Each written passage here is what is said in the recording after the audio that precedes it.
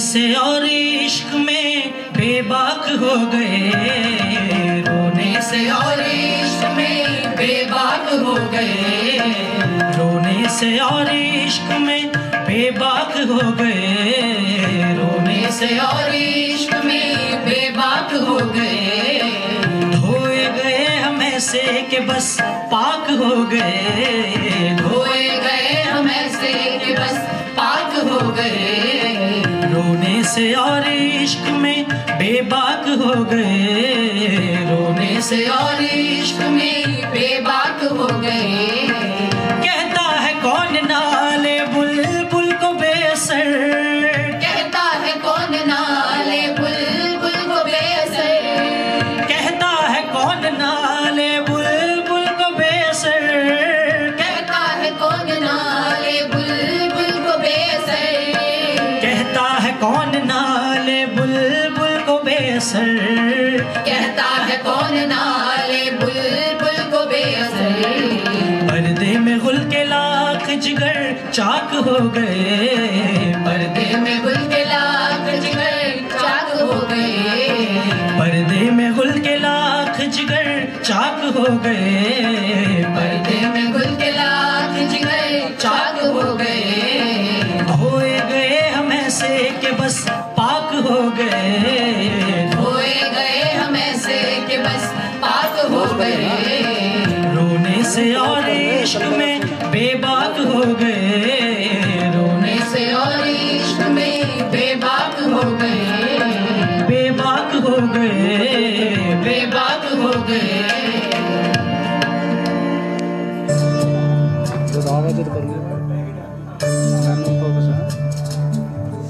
लक्ष्य फरियादी है किसकी शौक ये तहरीर का, कागजी है पैरहन हर पै करे तस्वीर का।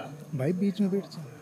कावे कावे सख्त जानी हाय तन्हाई ना पूछ, सुबह करना शाम का लाना है जुए शीर का। बस्ती हूँ आलिब सीरी में भी आतिश तेरे पास, मुझे आतिश दीदा है हल्का मेरी जंजीर का।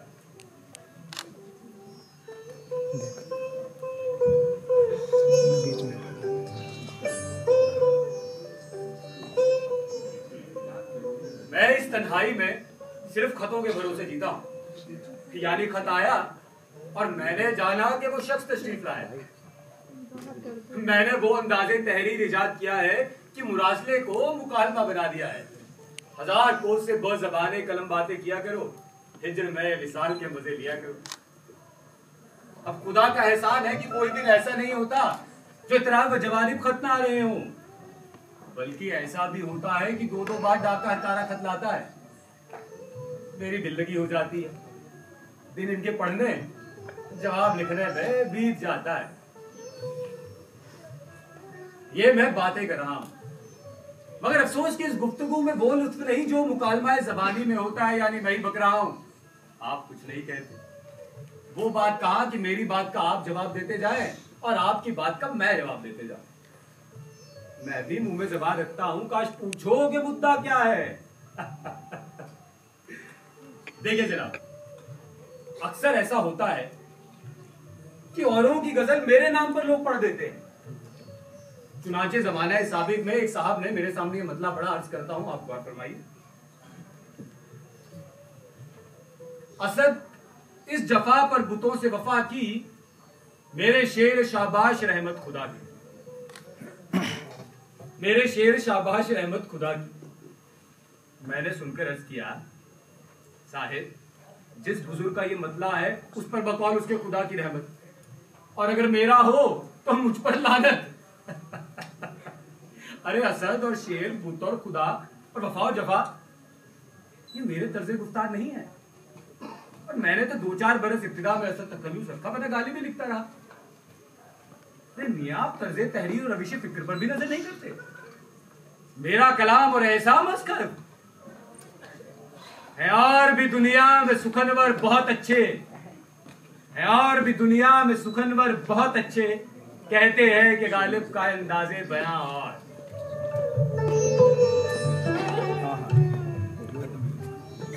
आए हुए सभी ख़वातीनो हज़रात को मेरा सलाम।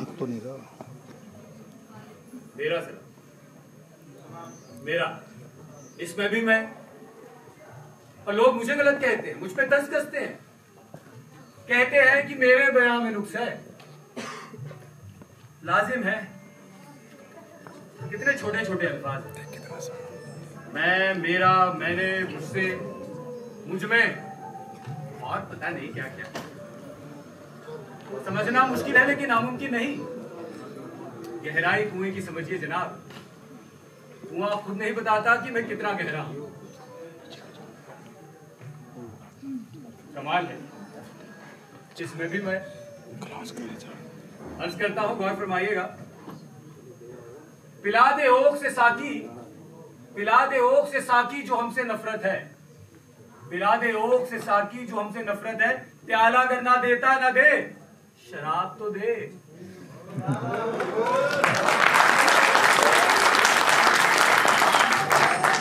देखिए मियां, चीजें अक्सर वैसी होती नहीं जैसी हमें नजर आती है।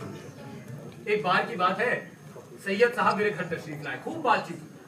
अब रात बहुत हो चुकी थी, तो वापस जाने लगे, तो मैं शम्मा लेकर उनके पीछे पीछे दरवाजे तक आ पहुंचा, तो सैयद साहब एकदम बोल पड़े, अरे मिर्जा, तुमने क्यों तकलीफ उठाई, मैं जूते पहन कर निकल जाता। आराम से। और मैं एकदम से बोल पड़ा, अरे नहीं सैयद साहब, मैं तो ये देखने आया था कि कहीं आप अंधेरे में गलती से मेरे जूते पे पाँव न डालें।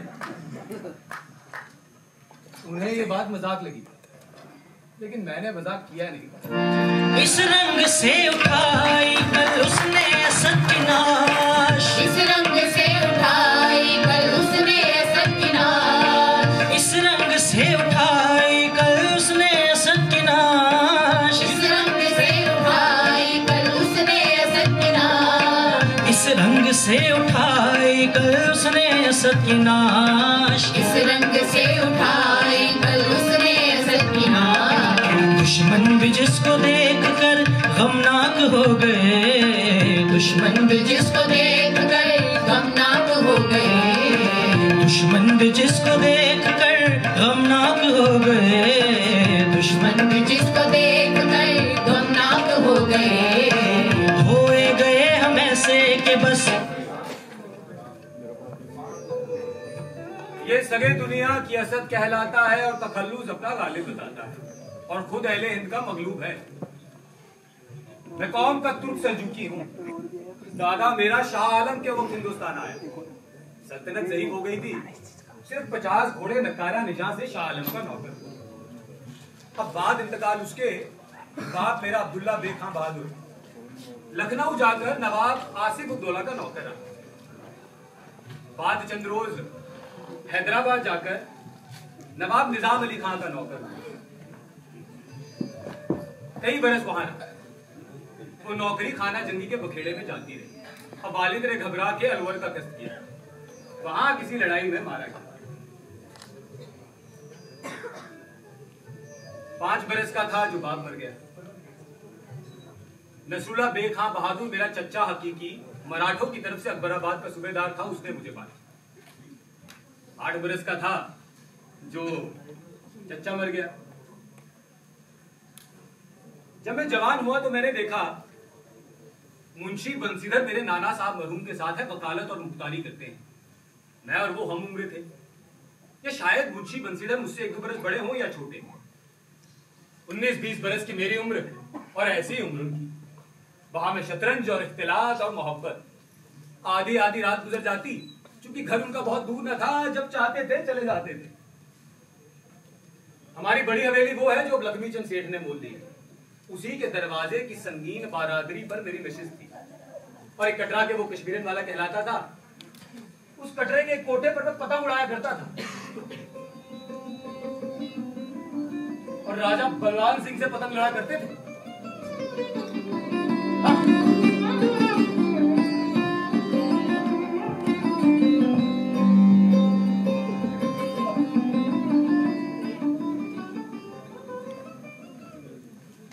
वो फिराक और वो विसाल कहां, वो शबो रोजो माहो साल कहाँ, वो फिराक वो विसाल कहाँ, वो शबो रोजो माहो साल कहाँ।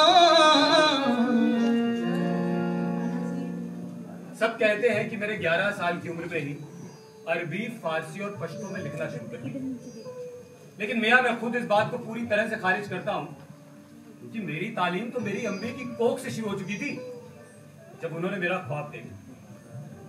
ख्वाब देखना कितना खूबसूरत होता है ना, कितना दिलकश आलम होता है जब आप अपने ख्वाबों में टहल रहे होते हैं हकीकत से बहुत दूर। मैं भी ऐसे ही पैदा हुआ था शायद, हकीकत से बहुत दूर। शुरुआत अम्मी की तालीम से हुई और उसके बाद जहां से जो मिला पूरी ईमानदारी से उसे अपनाने की जद्दोजहद रही। मेरा निकाह 13 साल की उम्र में ही तय कर दिया गया और इसमें मुझे लगता है कि मेरे घर वालों की कोई साजिश थी। हाँ, वो कहावत तो आपने सुनी होगी, ऊंट के हाव भाव। अरे भाई, और 13 साल की उम्र में एक बेड़ी मेरे पाँव में डाल दी गई, दिल्ली शहर को जिंदान मुकर्रर किया गया और मुझे जिंदान में डाल दिया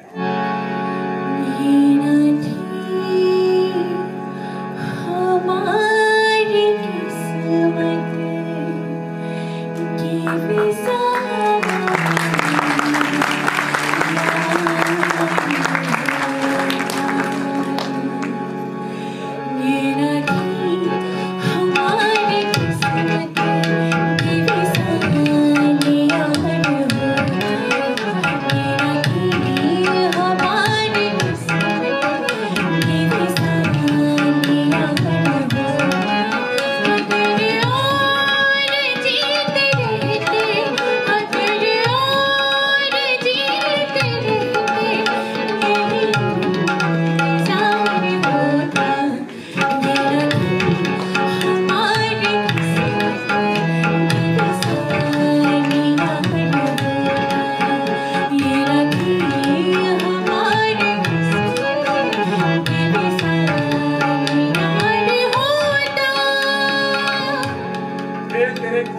जाता है ख्याल, दिले गम गुश्ताब अगर याद आया, कोई वीरानी सी वीरानी है, दश्त को देख कर घर याद आया। मैंने मजनू पे लड़कपन में असर संग उठाया था कि सर याद आया।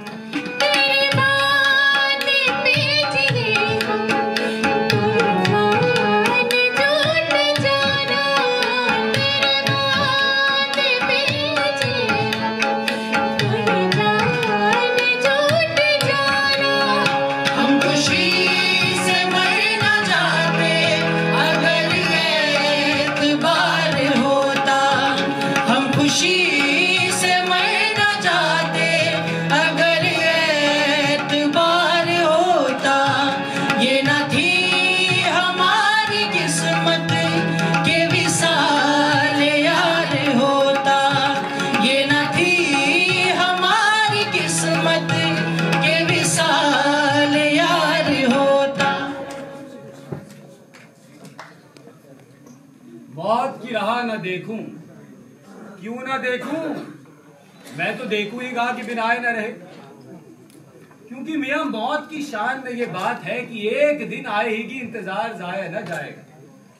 तुमको चाहूं क्या खूब, क्यों चाहूं कि ना आओ तो बुलाए ना बने, यानी आपसे आए तो आए और अगर ना आए तो क्या मजाल कि कोई तुमको बुला सके। फिर उसी बेवफा पे मरते हैं, फिर वही जिंदगी हमारी है। अर्ज करता हूं, आप गौर फरमाइएगा। इश्क पर जोर नहीं, इश्क पर जोर नहीं है ये वो आतिश गालिब, इश्क पर जोर नहीं है ये वो आतिश गालिब कि लगाए ना लगे और बुझाए ना बने। सुनिए साहिब, शौरा में फिरदौसी, फुकरा में हसन बसरी और उशाक में मजनू। अब ये तीन आदमी तीन फन में सरे दफ्तर और पेशवा हैं। अब शायर का कमाल ये है कि फिरदौसी हो जावे और फकीर की इंतहा ये है कि हसन बसरी से टक्कर खाए। और आशिक आशिक की नमूद ये है कि मजनू की हम तरी नसीब हो। दाइम पड़ा हुआ तेरे दर पर नहीं हूँ मैं, दाइम पड़ा हुआ तेरे दर पर नहीं हूँ मैं। खाक ऐसी जिंदगी पे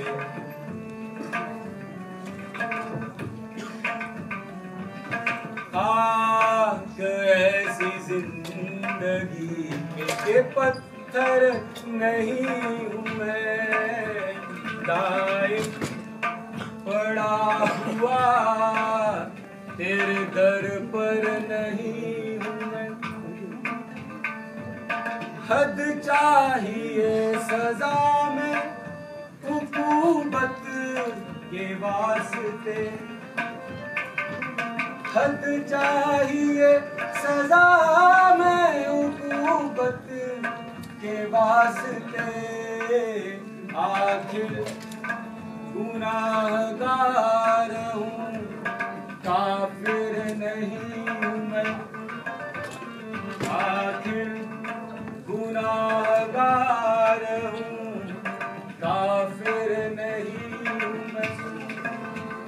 गालिब वजीफा ख्वार हो दो शाह को दुआ, गालिब वजीफा ख्वार हो दो शाह को दुआ।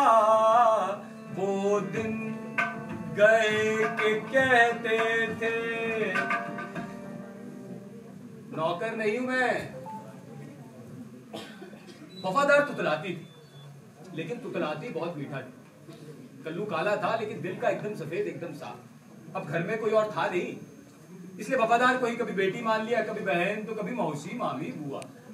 हालांकि वफादार की आंखें मुझे मेरे अब्बू की आंखों का एहसास दिलाया करती, इसलिए वही मेरे पीने का सामान ऊपर के कमरे में सजाया करती। लेकिन वफादार थी बड़ी चंचल। उसके हाथ से जब भी कोई कांच टूटता तो मेरे दिल से हमेशा यही निकलता,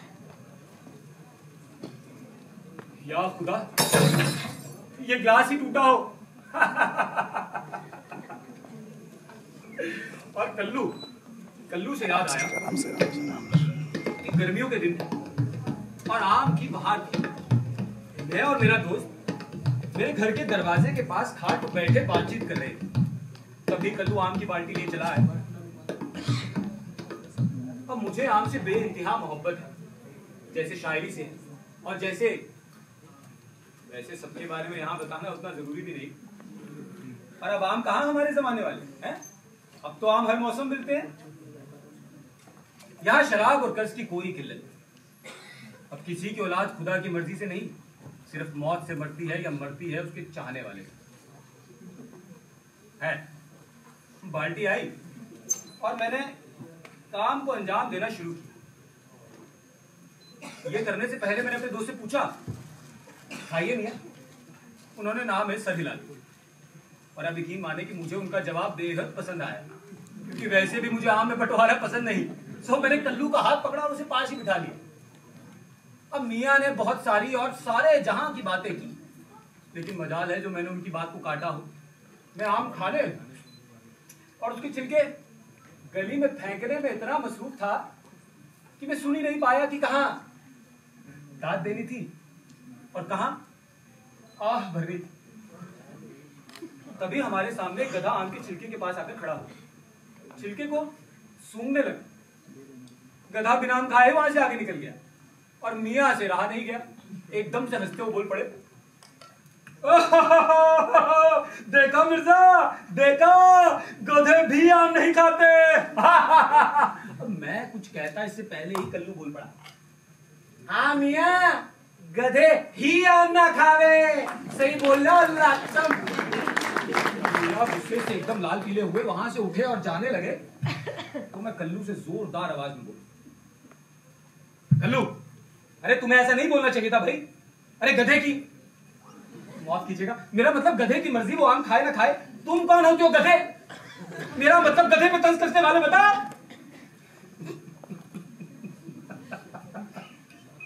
देखिए साहब, इस तरह की वारदातें मेरे साथ अक्सर हुआ करती हैं।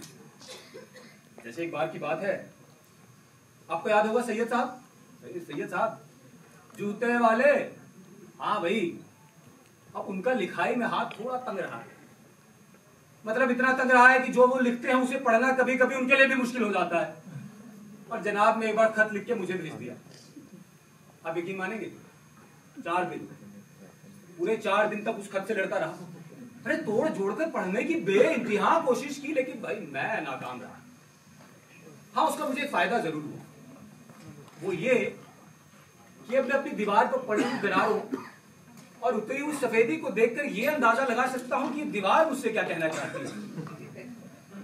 मगर वो खत, तौबा तौबा तौबा, उसका जवाब मैंने कुछ यूं लिखा, आप भी जरा गौर फरमाइए।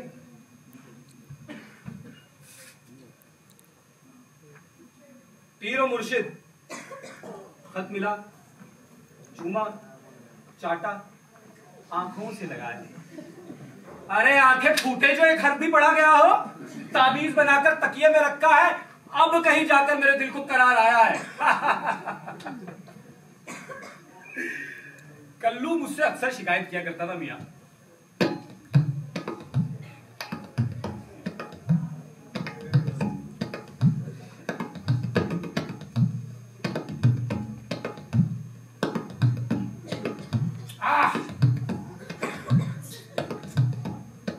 मालिक, अब वक्त के निजाम को देखते हुए अपने आप को लोगों के सामने जाहिर न कर पाए। सही बोल रहे हो अल्लाह कसम। आज जो जाहिर होवे उससे ये लोग आपके फन की कदर ना करें, आपका मजाक उड़ावे। सही बोल रहे हो अल्लाह कसम। अब कल्लू को पूरा हक था मुझसे शिकायत करने, जैसे उन सब शायरों को है जो मुझे 30 या 25 या उनसे भी कम शेरों का शायर कहते हैं। देखिए जनाब, ना सताइश की तमन्ना, ना सिले की परवाह, ना सताइश की तमन्ना, ना सिले की परवाह, गर नहीं है मेरे अशार में माने ना सही। मैं आपके जहन की कदर करता हूं कि आप लोगों ने मुझे इसके काबिल भी समझा। जैसे वक्त पर महाजनों ने मुझे अपने हिसाब से रसूखदार मान लिया। आप शायद जानते होंगे कि एक वक्त था, मैं घर में कैद था और कर्जे में एकदम चूक, तो महाजनों ने फरमान जारी किया,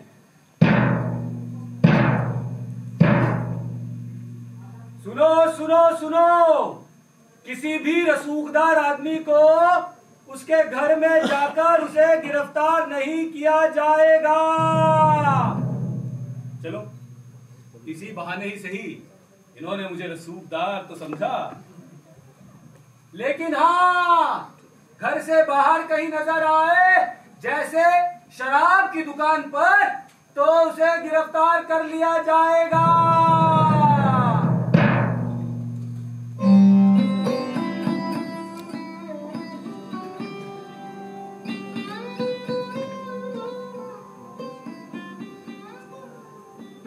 यहां खुदा से भी तवक्को बाकी नहीं, मखलूक का क्या जिक्र। कुछ बन नहीं आती, आप अपना तमाशाई बन गया। रंजो जिल्लत से खुश होता हूं, यानी मैंने अपने आप को मियां अपना गैर तस्वुर किया है। जो दुख मुझे पहुंचता है कहता हूं, लो गालिब के घर जूती लगी। बड़ा इतराता था कि मैं बहुत बड़ा शायर हूं, फारसीदा हूं, आज दूर दूर तक मेरा जवाब नहीं। ले अब तू कर्जदारों को जवाब दे, कुछ तो अक्सो मियां, कुछ तो बोलो। अरे बोले क्या, बेहया बेगैरत, कोठी से शराब, गंदी से गुलाब, बाजार से कपड़ा, मेवा फरोश से आम, शराब से दाम, कर्ज लिए जाता है। ये भी सोचा होता कि चुकाएगा कैसे।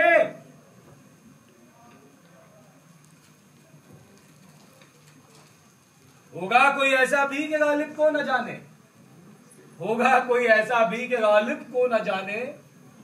शायर तो अच्छा है पर बदनाम बहुत है।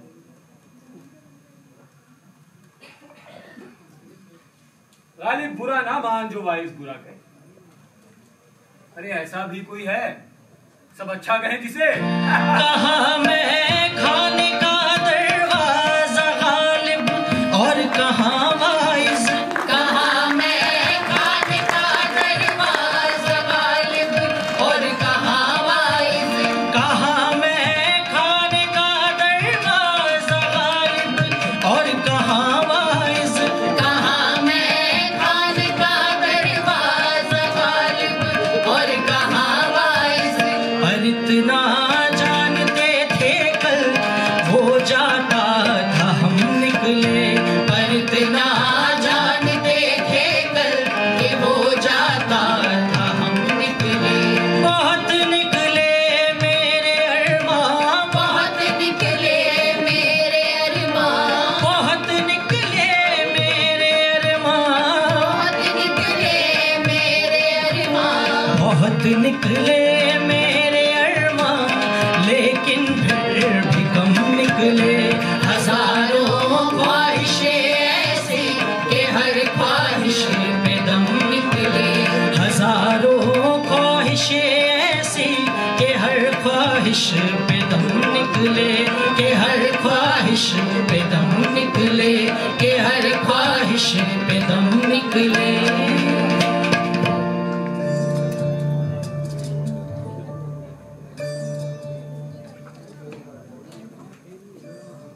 शाम हुई, चिराग रोशन हुआ। ये नागा चश्मो चिराग दूध माने इल्मो यकीन। सैयद नसीरुद्दीन आया, एक घोड़ा हाथ में और एक आदमी साथ। उसके सर पर एक टोकरा और उस पर घास हरी बिछी हुई। मैंने कहा, आहा, सुल्तान उल उलमा मौलाना सरफराज हुसैन देलवी ने दोबारा रसद भेजी है। बारे मालूम हुआ ये वो नहीं है, कुछ और है। पैसे खास नहीं है, लुत्फ़े आम है। यानी मियां ये शराब नहीं है, ये आम है? ये एहतिया भी बेखलल है, बल्कि नेमूल बदल है। एक एक आम को सर्बम ओवर ग्लास लीकर से भरा हो, मगर जनाब किस हिकमत से भरा है कि 65 गिलास में से कतरा नहीं गिरा है। लीकर के माने आप ना समझे हो, एक अंग्रेजी शराब होती है, इमाम की बहुत गति, रंगत की बहुत खूब और तौम की ऐसी मीठी जैसे कंद का किवाम पकता। सुनिए साहेब, जिस शख्स को जिस शगल का शौक हो और वो उसमें बेतकल्लुफ उम्र बसर करे, उसका नाम ऐश है। क्या है? ऐश।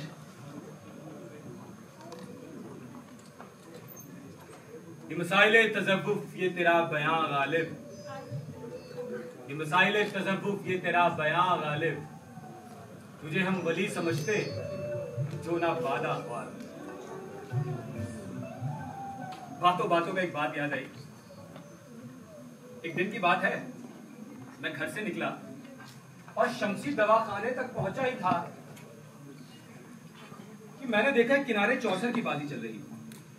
मैं ना चाहते हुए भी वहां खड़ा हो गया, क्योंकि मियां खेलने वाला निहायत ही नालायक किस्म का शख्स था, उल्लू, जिसे यह भी नहीं पता कि खेल में अपनी चाल के बारे में बाद में सोचना होता है, पहले सोचना होता है कि सामने वाला तेरी चाल के बाद क्या क्या चाल चल सकता है।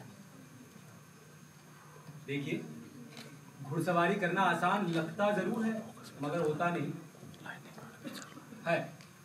मैं वहीं खड़ा था, तभी मेरे मोहल्ले का शख्स मेरे करीब आकर खड़ा हो और बड़े ही एहसास पेशी लहजे में बोला, मिर्जा,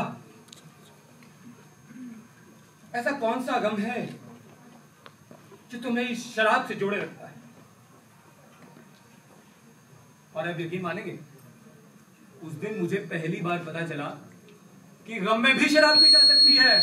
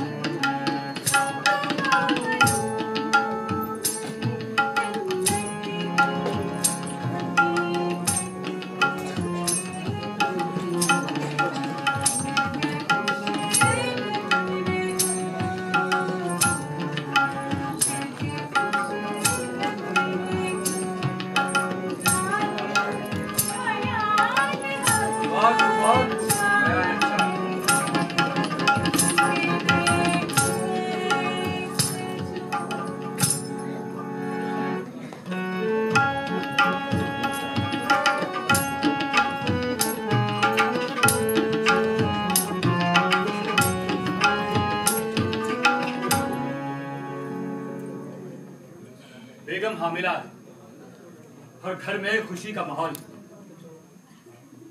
कल्लू और वफादार बेगम की देखरेख का सारा जिम्मा उठाए हुए, आपा भी उनके साथ। बेगम के चेहरे पर अजीब सी रौनक है, जिसे देखकर ऐसा लगता है कि काश अब्बू जिंदा होते। अब्बू जिंदा होते तो देख पाते कि आज मैं अब्बू बनने जा रहा हूं। आपको क्या लगता है, लड़का हो गया लड़की? अरे जो भी, मैं उसके कदमों में दुनिया की सारी खुशियां रख दूंगा। मेरे घर कलकलकारियों का मीठा मीठा संगीत गूंजेगा।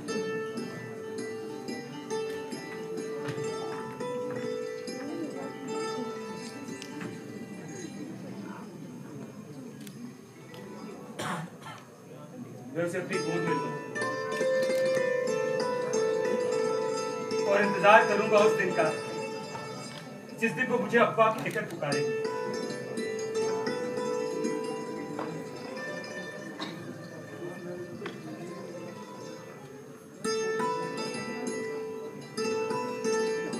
और मेरे कदमों के साथ कदम मिलाकर दिल्ली की सड़कों पर घूमे।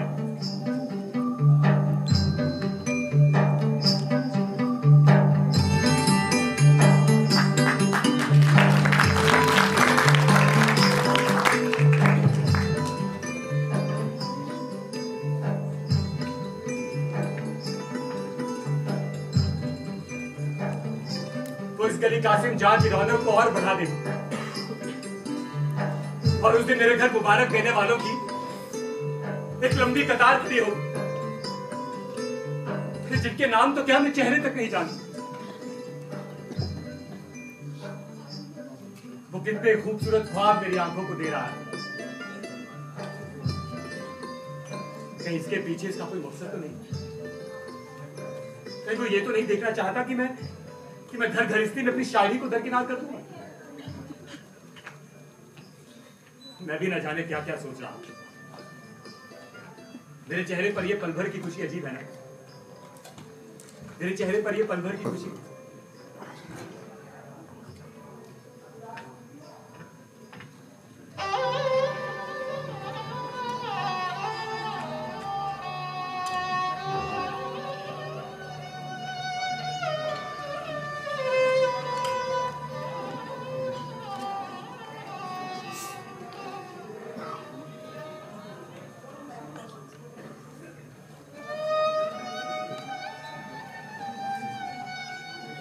लाजिम था कि देखो मेरा रास्ता कोई दिन और। तन्हा गए क्यों, अब रहो तन्हा कोई दिन और।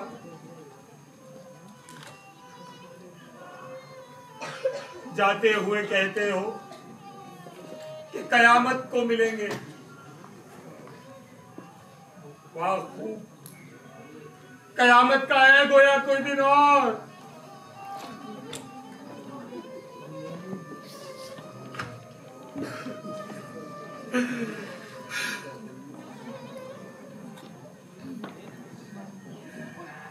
तुम माहे शबे चार दहम थे मेरे घर के,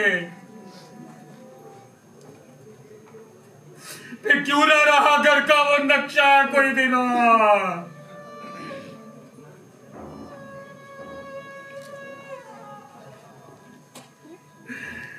नादा हो जो कहते हो क्यों जीते हो गालिब, किस्मत में है मरने की तमन्ना कोई दिन और।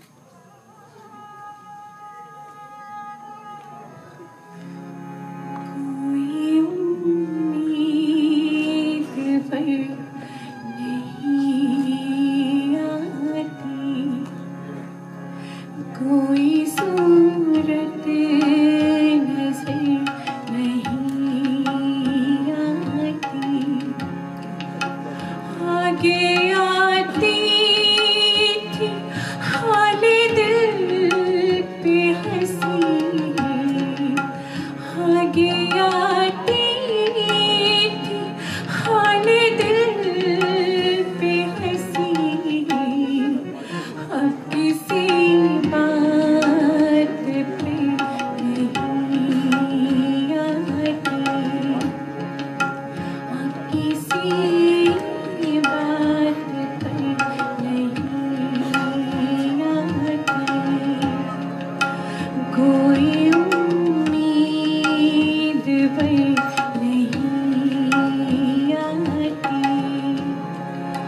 मौत का एक दिन मुय्यर है, मौत का एक दिन मुय्यर है। मेरे बच्चे! नींद क्यों रात भर नहीं आती, नींद क्यों रात भर नहीं आती, कोई उम्मीद पर नहीं आती।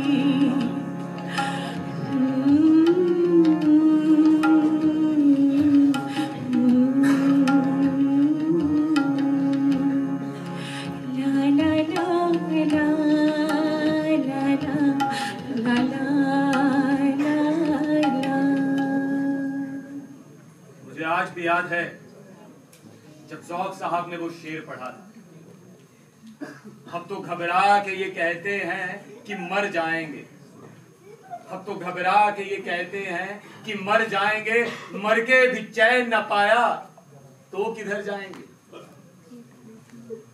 उनके एक शेर को सुनकर मैंने अपनी कई गजलों को खारिज कर दिया। ऐसी क्या बात थी जो ज़ौक़ साहब मुझसे कहना चाहते थे? हालांकि उनके सामने अपनी बात कहने में मैंने कभी किसी तरह की कोई झिझक आने नहीं दी। मेरे और ज़ौक़ साहब के नोक झोंक के बहुत से किस्से मशहूर हैं, लेकिन जितनी मोहब्बत मुझे ज़ौक़ साहब से हासिल हुई है, इसका अंदाजा आप इसी से लगा सकते हैं कि बहादुर शाह जफर साहब के दरबार में मुझे ज़ौक़ साहब के ओहदे पर रखा गया और ज़ौक़ साहब खुद इस ओहदे के लिए कह के गए थे।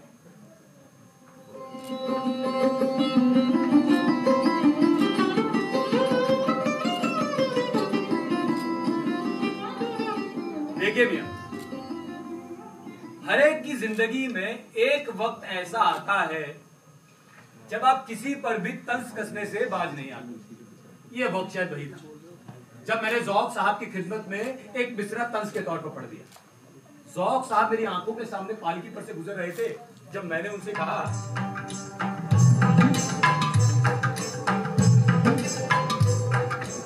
बना है शहर का मुसाहिब फिरे है तेरा था।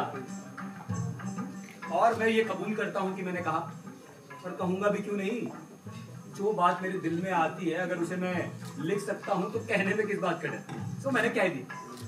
लेकिन ज़ौक़ साहब को ये बात बहुत बुरी लगी और लगनी भी चाहिए थी। लेकिन मुझे लगता है कि उन्हें ये बात इतनी बुरी लगनी नहीं चाहिए थी। वो इसलिए कि उनसे ये बात मैंने कही थी। गली कासिम जागे मिर्जा असदुल्ला बेग खान ने उन्होंने ये बात जाकर अपने शागिर्द को बता दी।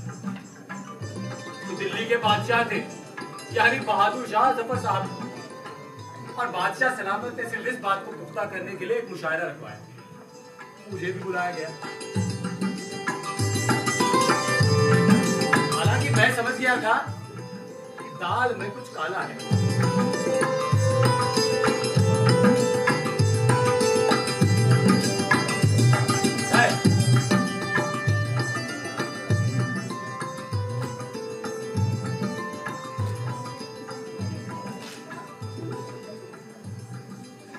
मैं वहां पहुंच गया।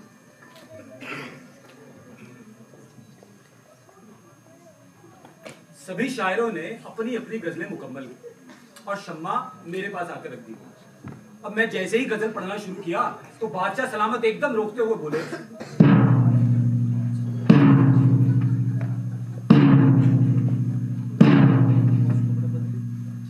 मिर्जा, हमने सुना है कि आपने हमारे उस्ताद की खिदमत में शगुफ्ता अल्फाजों का इस्तेमाल किया है। कोई खास वजह से आपने ऐसा किया या वजह कुछ और है? बादशाह सलामत की आवाज में नाराजगी मुझे साफ नजर आ रही थी और मैं उसे बखूबी महसूस भी कर रहा था। सो मैंने कुछ देर के लिए अपनी मैं को जरा सा एक तरफ किया और बोला, बादशाह सलामत, ऐसा कैसे हो सकता है कि मैं और ज़ौक़ साहब की खिदमत में शगुफ्ता अल्फाजों का इस्तेमाल करूं। दरअसल वो मेरी गजल का मिसरा था।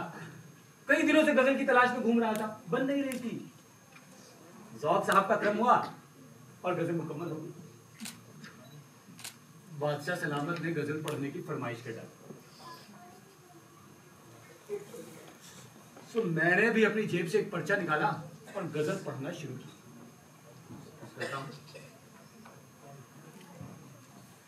हर एक बात पे कहते हो तुम कि तू क्या है।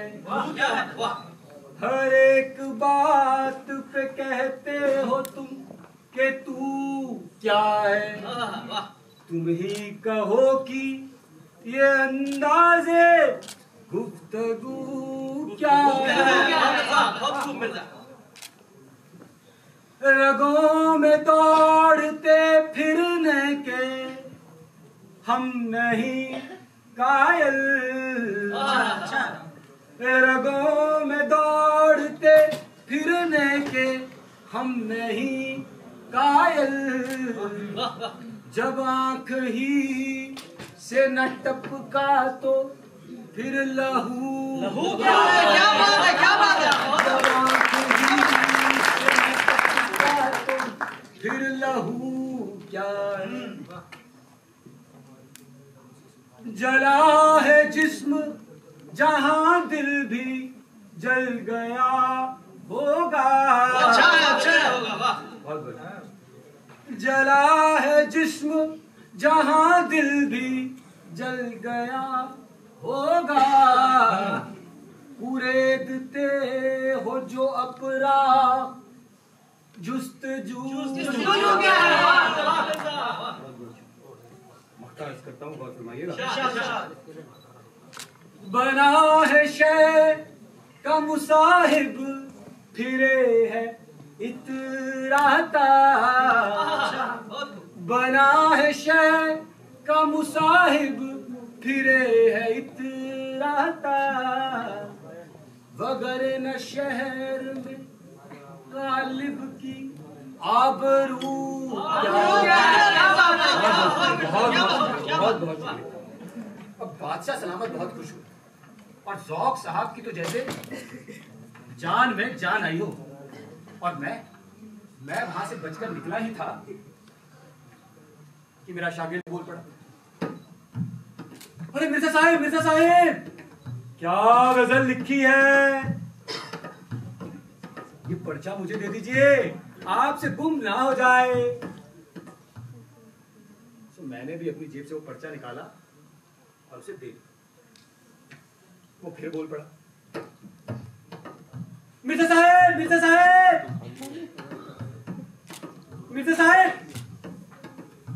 इसमें तो राशन का सामान लिखा है। मैंने उससे कहा, मियां इधर आइए।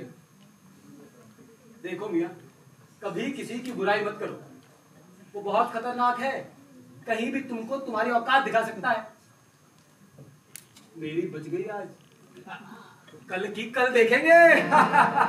दिल है नादान तुझे हुआ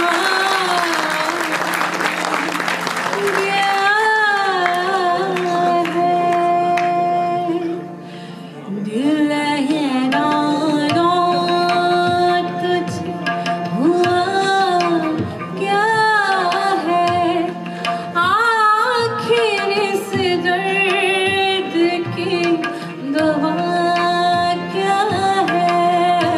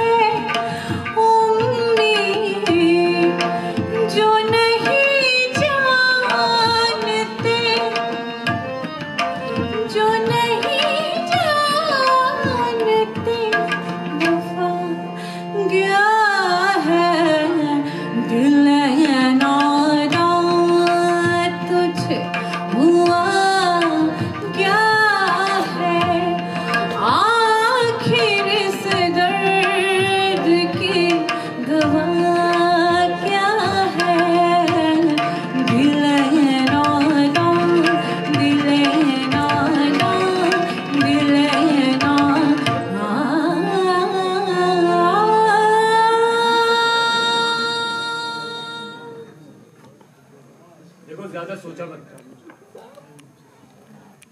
मैंने महसूस करके देखा है कि ज्यादा सोचने से कुछ नहीं होता, सिर्फ जहन पर जोर पड़ता है, तन्हाई आकर घेर लेती है और उदास रहने का मन करता है।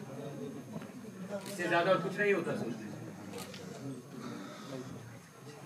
मुनस्सिर मरने पे हो जिसकी उम्मीद, ना उम्मीदी उसकी देखा जाए। कुछ दिन के लिए कलकत्ता जा रहा हूं, कब तक लौटूंगा कुछ कह नहीं सकता, और जो होगा अच्छा ही होगा। इससे ज्यादा बुरा हो भी कह सकता है कि एक ही ख्वाहिश थी और अब तीसरा भी खुदा को प्यारा। तुम्हारा चेहरा मुरझाए हुए गुलाब की तरह हो गया है, और मैं तुम्हें चाहकर भी समझा नहीं पा रहा कि आपके बयान में नया रंग सुनकर अजीब लगा। आप तकलीफ पसंद लिखा करते थे, जिससे लोग आपको पसंद नहीं करते थे, और वही रंग मुझे आपसे जोड़े रखता था। इस नए रंग को खुद पर ज्यादा हावी ना होने दीजिए। गली कासिम जहां में जो इज्जत आपको बची है उसका भी ख्याल कीजिए, और ये बात भी जहन में रखिएगा कि मैं भी कई चीजों की हकदार हूँ। मेरे हक को हो सके तो बचा कर रखिए।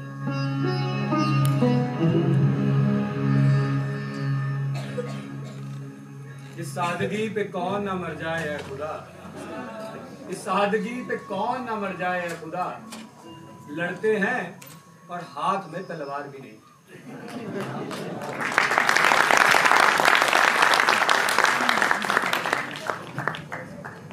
इतना सब कुछ हो गया था, और वक्त अभी भी ना जाने क्यों एक नई उम्मीद दिखा रहा था। ऐसा इसलिए भी था क्योंकि मेरे हिंदुस्तान की आबो हवा में ही कुछ ऐसी बात है जो गमों में भी आपको गमगीन नहीं रहने देती।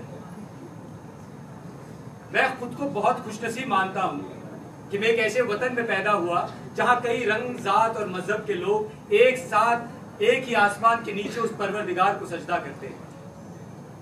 तभी शायद यहाँ की मिट्टी ज्यादा देर आपकी आंखों में आंसू रहने नहीं देती।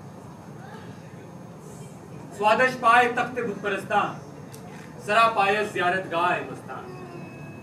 ये मुल्क एक मरकज़े खास है उन लोगों का जिनकी आस्थाएं मूर्तियों में है, जो इनके लिए ज़ियारत गाह है।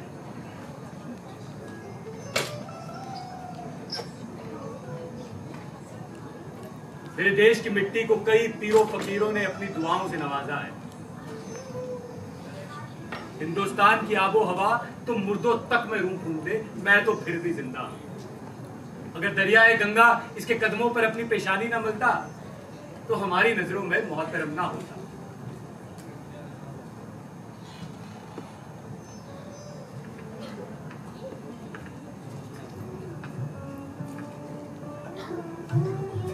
सुनते हैं कि अंग्रेजों ने छापा खाने में आग लगवा दी, बहुत सारे शायरों के कलाम जला दिए गए। मेरा पूरा दीवान उसमें शामिल था। बहादुर शाह जफर साहब को रंगून भेज दिया गया और मुझे गिरफ्तार कर लिया गया। मेरे पास मेरा कलाम कभी कुछ नहीं रहा।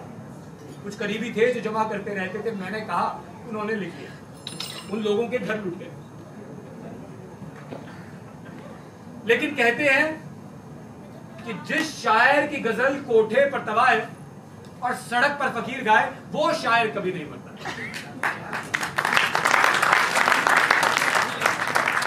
कई दिन हुए कि एक फकीर की खुश आवाज भी है और जमजमा परदाज भी मेरी कोई गजल कहीं से लिखवा लाए। उसने वो कागज मुझको दिखाया। आप यकीन समझना कि मुझको रोना आया।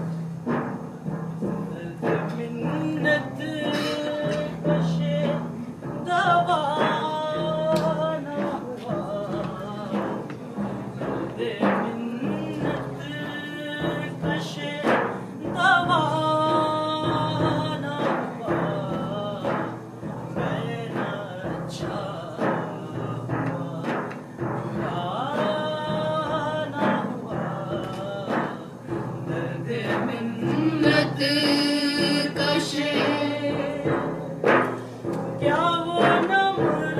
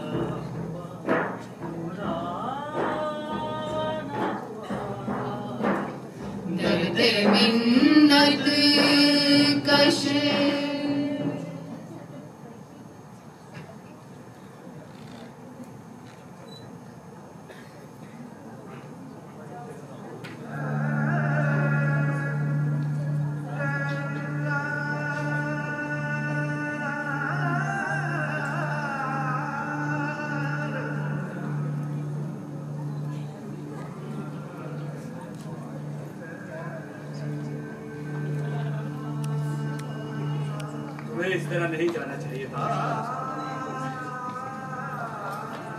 मुझे जिंदान में अकेला छोड़कर नहीं जाना चाहिए था।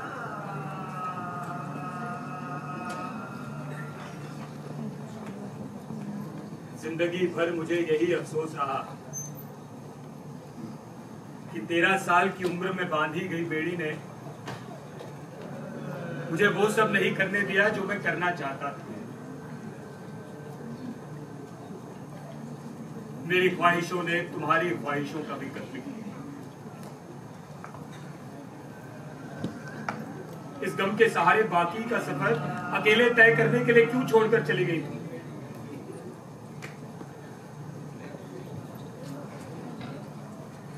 काश तुमने मुझे खुद को जाहिर करने का ही मौका दिया होता। काश मैं तुम्हें बता पाता कि तुम्हारे हक सिर्फ तुम्हारे रहे हैं।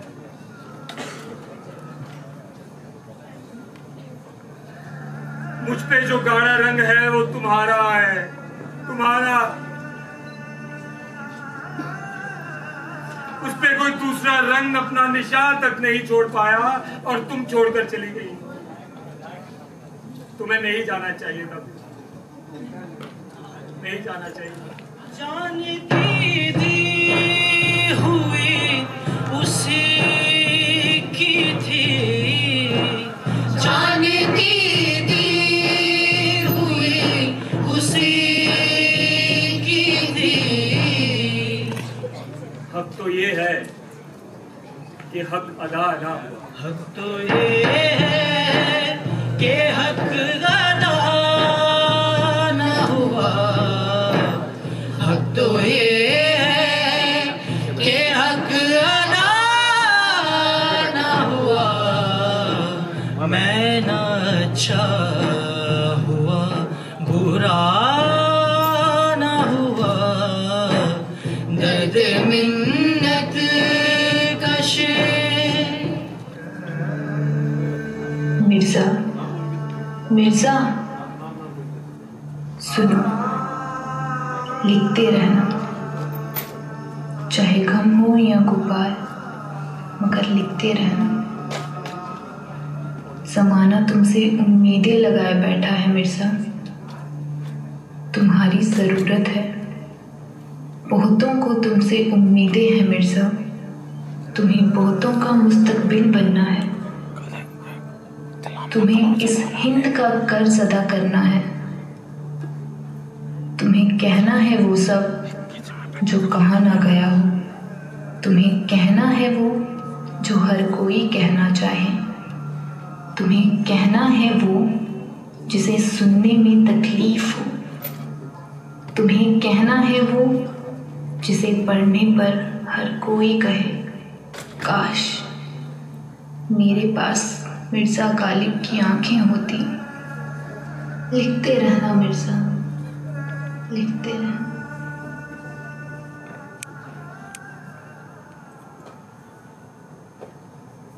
और वो चली गई,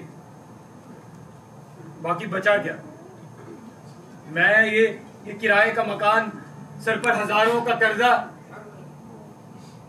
और करीब कब्रिस्तान जहां लोगों की लाशें ऐसे लग रही हैं जैसे जमीन से जड़ें उगाई हों। अफसोस कि इस बीमारी ने घर में कैद करके रखा है।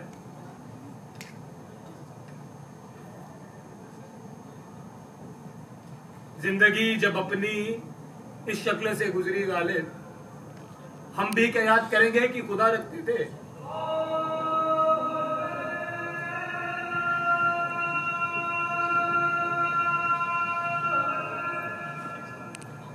उस पर बात आई तो उसे आवाज दे दी, अरे क्यों पुकारते हो? तुम्हें मालूम है कि मैं और जिल्लत बर्दाश्त नहीं कर पाऊंगा। हर बार यही सोचकर तेरी चौखट से लौट आते हैं मेरे कदम कि अब क्या करूं गिला अपनी बेबसी का तुझसे। अरे तू अगर है तो बचा ले आए दिन होने वाली वारदातों से आम इंसान को, बचा ले भूख से मरते मजलूम लोगों को, बचा ले अपनी कायनात को। कहीं ऐसा ना हो कि देर हो जाए। और तुझ पर भरोसा करने वालों का भरोसा अल्फाज से भी भरोसा उठ जाए। कहीं ऐसा ना हो कि ज़बीपुर का कुरुक्षेत्र करबला का मैदान जंग बन जाए। कहीं ऐसा ना हो कि तेरा बस नाम रह जाए और तेरा नाम लेने वाला, तुझ पर यकीन करने वाला कोई ना रहे। तू एक बार फिर देख, तू क्या क्या कर सकता है, तू क्या क्या बदल सकता है। तू एक बार फिर देख ले।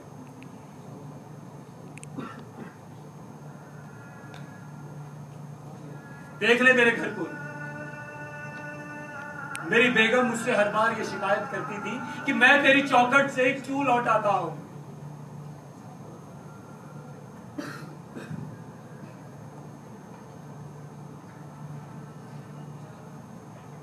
रहिए अब ऐसी जगह चलकर जहां कोई ना हो, हम सुखन कोई ना हो और हम ज़बां कोई ना हो। पड़ जाइए अगर बीमार तो कोई ना हो तीमारदार, और अगर मर जाइए तो नोहा ख्वां कोई ना हो।